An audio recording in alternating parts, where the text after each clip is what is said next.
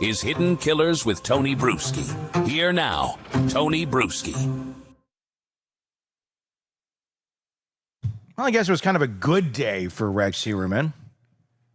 There won't be an eighth, at least not a young woman named Colleen McNamee. McNamee was a young woman murdered in 1994.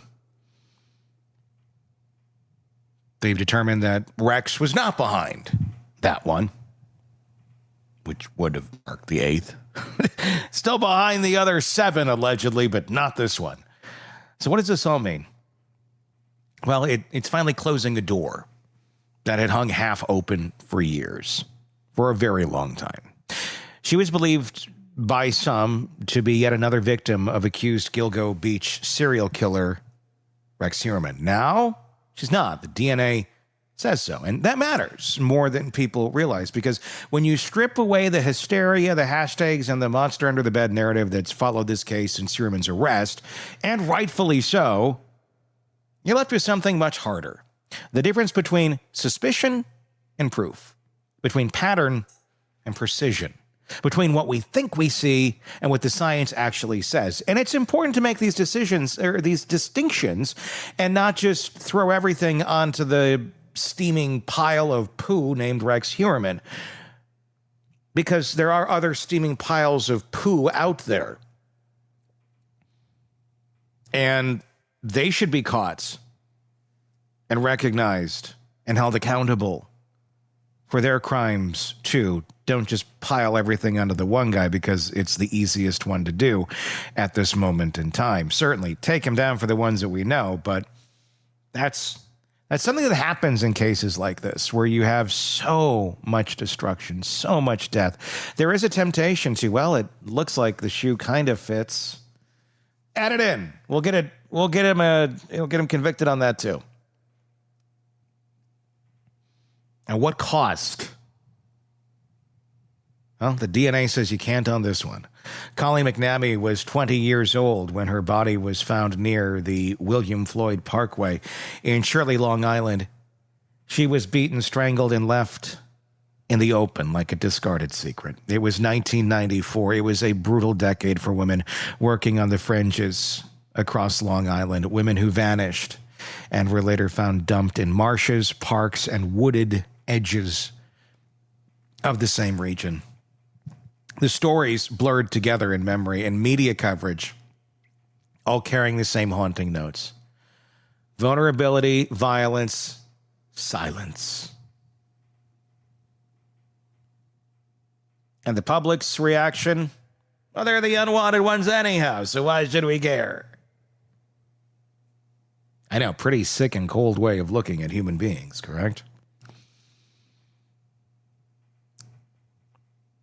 It made sense, at least superficially, that investigators and reporters wondered if McNamee's name was part of the same tapestry as the Gilgo Beach murders. And yeah, certainly want to cross that bridge and see where it leads.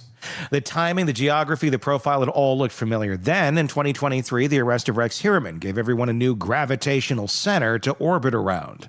The man who supposedly fit the profile, the quiet architect from Massapequa Park, whose Google searches, secret accounts, and cold clinical double life made him the perfect face for a suburban horror story. But DNA doesn't care about storytelling. It doesn't care about archetypes or villains or whether something fits. It just tells you yes or no, and this time it said no. Suffolk County Coroner's report dated October 21st made it official. Rex Heuermann is excluded as the contributor of DNA labeled unknown male A from the McNamee case. The science didn't hedge its bets, assuming the mixture was clean, assuming there was no dropout or contamination. Heuermann was not the source, period. And that changes the landscape in a subtle but important way, because if the last few years have taught us anything about the Gilgo investigation, it's that everyone from armchair sleuths to professional pundits loves to assume more. More victims, more buried secrets, more blood, and there may be, but not in this hole. But now we've got something rare in this universe of speculation, a confirmed less. The irony, the person who pushed for that DNA test wasn't Heuermann's defense team, it was another killer John Bittrolff, a former carpenter from Marionville, serving 50 years to life for the murders of 2 women, Rita Tangretti and Colleen McNamee. He tried to shift the blame to say, maybe it was Heuermann all along. Well, the test blew that theory apart. So one killer trying to deflect onto another inadvertently gave us one of the few moments of clarity the case has offered.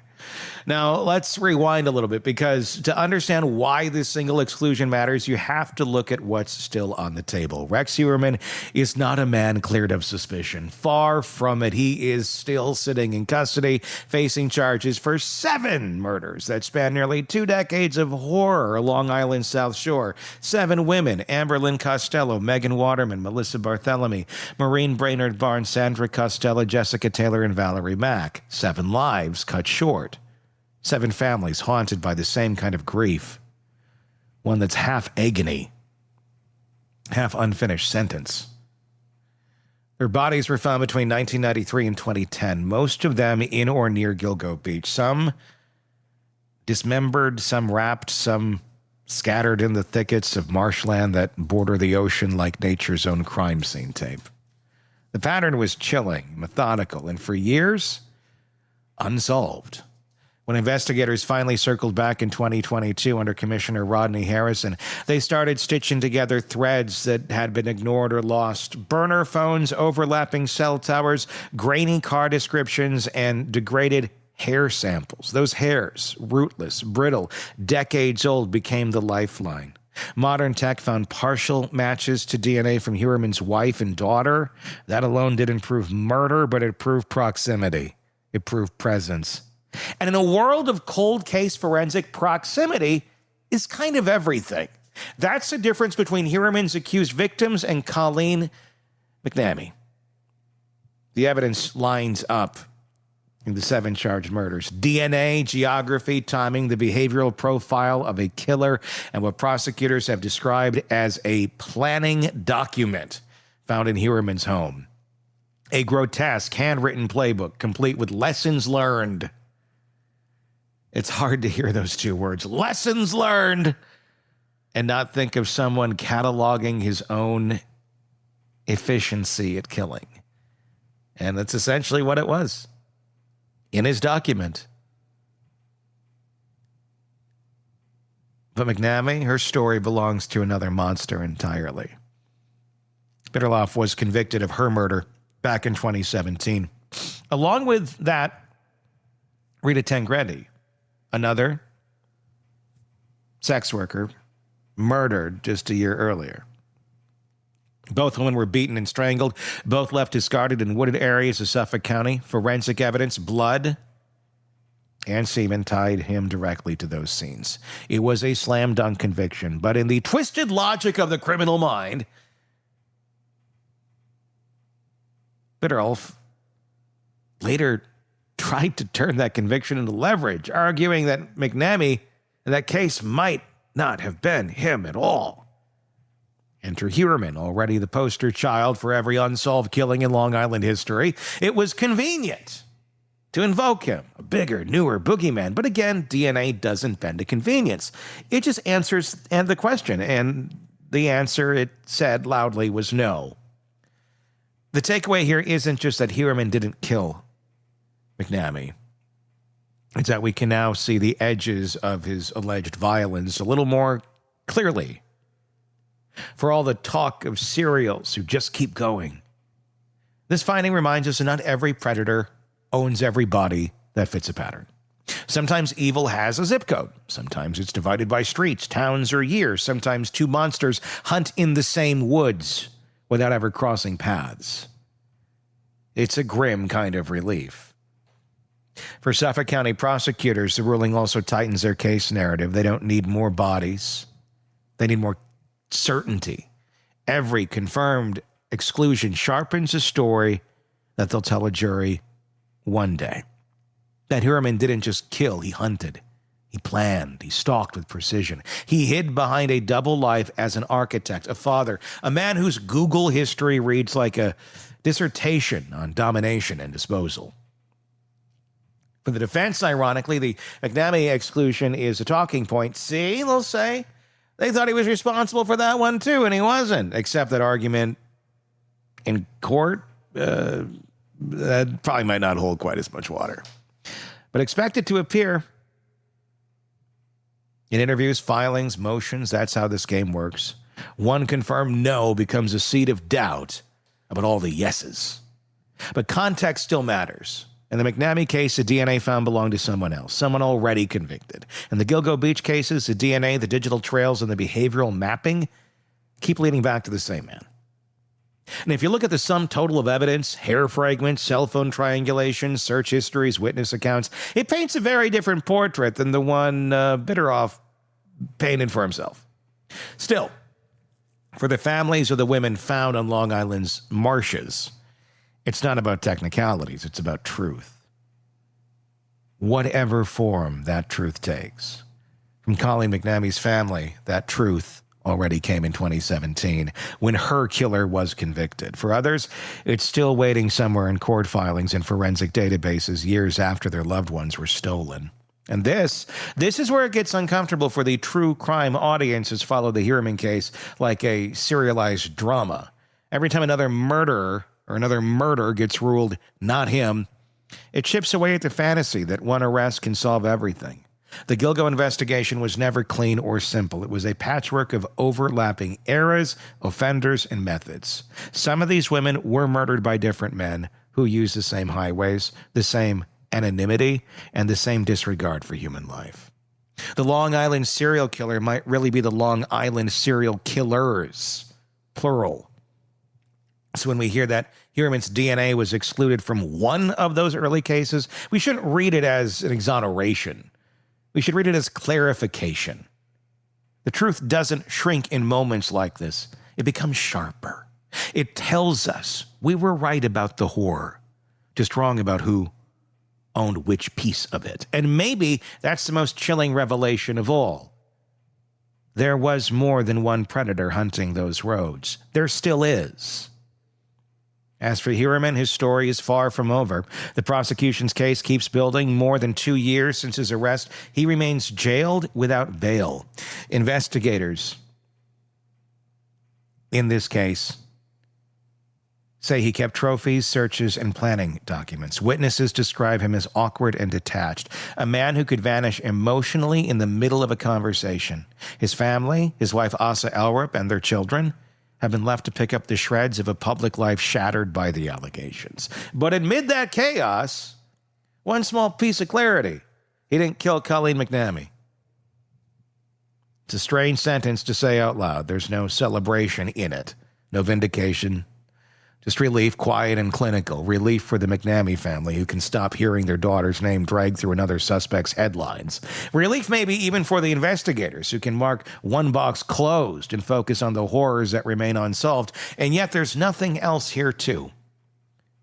Or there is something else here too. A reminder that our appetite for closure sometimes blurs the line between solving and assuming. For years, we've wanted the Gilgo Beach mystery to end with a single villain, one name that could tie together decades of fear. But every new piece of data, every confirmed exclusion, every new suspect shows us the truth is a lot messier. So yes, there won't be an eighth, at least not this one. But there were seven that the state still says Rex Heuermann did kill. And until a jury says otherwise, those cases remain very real. The lesson, if there is one, is that DNA is both sword and scalpel. It cuts through myth, but it also divides what we thought was whole. Heuermann's world is shrinking to fit what can actually be proven. And for the first time in a long time, the Gilgo Beach investigation feels a little less like folklore, a little more like forensic reality. That's what happens when the science speaks louder than the story. What are your thoughts? Do you think there's going to be more for Rex? Be an interesting situation if there was. It would almost certainly continue to push back a trial that's already taking forever to get to. And how much fuel does Rex have left in his fire behind bars? I think we'd like to see him face the consequences for his actions in a courtroom. But if there are more, then he should definitely face the consequences, maybe in additional trials. Give me your thoughts on what the future may hold for Heuermann in the comments section on YouTube. Love to see that. If you're not already there, search Hidden Killers at Tony Brueski. That is where you will find us. And press subscribe, too, while you're there. No matter where you're listening to us in a podcast platform, press subscribe there, too. Please, please, please. That's how other folks find us as well. Yes, you pressing it, then you get it, but then other folks also find out, hey, people like this. Mikey likes it. So please do that if you're enjoying our content. Until next time, I'm Tony Brueski. We'll talk again. Want more on this case and others? Then press subscribe now and don't miss a moment of true crime coverage from Tony Brueski and the Hidden Killers podcast.